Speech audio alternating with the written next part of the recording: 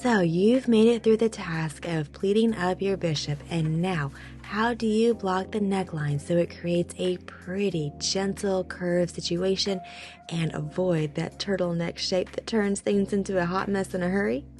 We are going to go over all the tips and tricks in this video.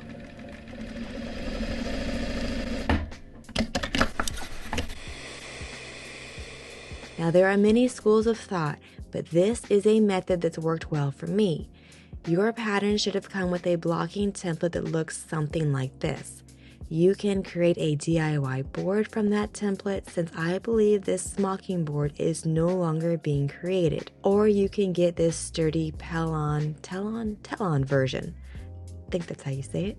I don't actually have this, but it's an option that you can purchase. I do, though, have a Bishop Tools page on my website that walks through all the tools needed and various options and routes and links, and it may be helpful for you. So check that out. So from there, you'll start to prep your bishop for blocking. To do this, you'll need to pull out some amount of pleating threads. If you're doing a placket, then check your pattern to see how much seam allowance to allow.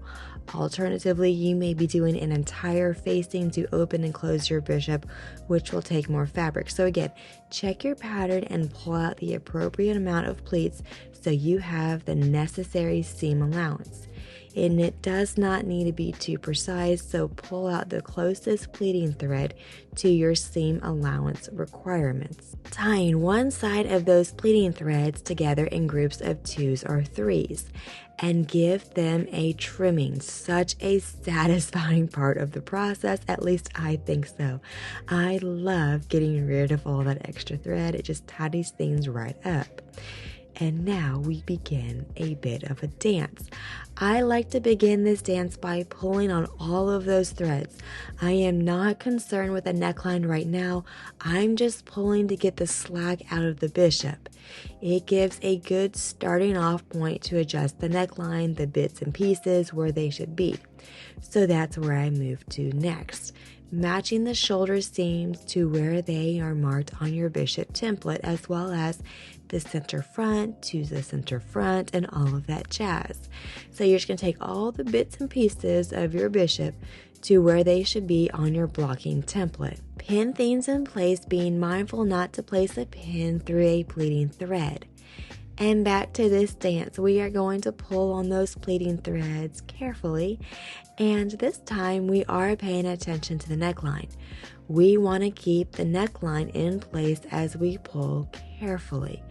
I've been referring to this bit as a dance, since often I do a round of pulling on those pleating threads and then adjusting the neckline. Since no matter how carefully I've pinned my bishop down or how easily I pull on the pleating threads, the neckline just wiggles a bit.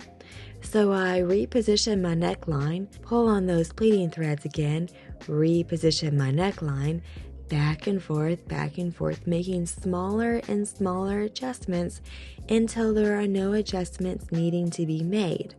At that point, you can tie off the other side of pleating threads, in groups of 2s or 3s. And if any pleats are misbehaving, just wiggle them back into their place. And then you've got a blocked bishop. So how do you secure the bishop in place? All of those pleats. Go check out this video. It explains the main 2 methods, including one that is basically magic. Yeah, it's basically magic.